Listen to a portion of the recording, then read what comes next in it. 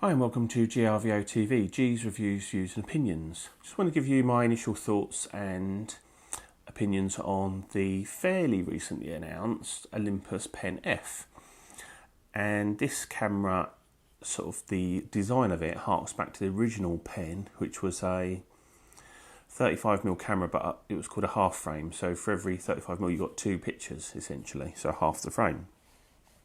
And I think it's a beautiful looking camera, more than anything else. I mean, spec wise, it's also fantastic. It's sort of like a OMD M5 Mark II with a 20 megapixel sensor, but with many of the other features, and in some cases it's actually better. The form factor is what appeals to me the most. And if you look at cameras like these two here, I've got the Pentax K1000 and the Panasonic GX8. Now a lot of the Olympus line, the OMD M5, the M10, the M1, all hark back to this design, this kind of design. And the GX8 that I've got here, there's definite hints of Leica rangefinder in there and others. And manufacturers are obviously realising that people want to use cameras, not only completely functional cameras like the Panasonic G7 or the G6 that I'm recording on now, GH4, things like that. They are really functional. People also want cameras that have got twiddly knobs on just for the sake of it, and aluminium and things like that, dials and levers. People like tactile things, and whilst that may not improve your photography, my opinion is that actually, if you look at a camera and think, it's just a camera, you're less likely to take it with you. Whereas if you look at a camera and think, oh, that's nice, it's a touchy-feely kind of thing, then you're more likely to take it with you. You're more likely to get the shot you want. So this Pen F is something that really appeals to me. I just like the look of it, and I think it could become a modern classic. It's got a 20 megapixel micro four thirds sensor. It's got the 5-axis image stabilisation that was in the OMD M5 Mark II, which is stunning. A really nice electronic viewfinder, a bit smaller, but it's a good quality OLED, 2.3 million pixels. 10 frames per second shooting, so it's going to be fast. Up to 20 frames per second with the electronic shutter. I mean, that's just ridiculous.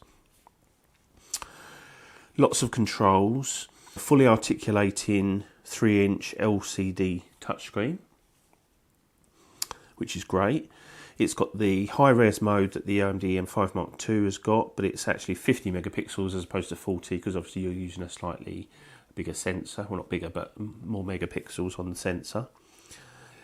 1/8000th mechanical shutter speed and 1080p at 60 frames per second video recording. Those are the sort of main specs, as it were.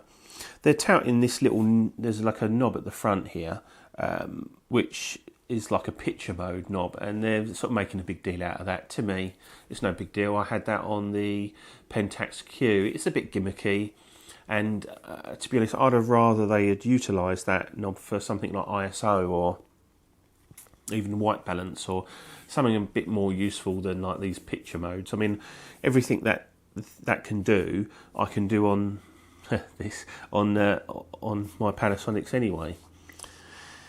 So that's not really a major. It looks nice, but it's not a major thing for me. I always have a black and white set up on mine. On here, I think I've got it set to C3 or one of the picture modes. I can't remember which, but it's certainly not difficult to do.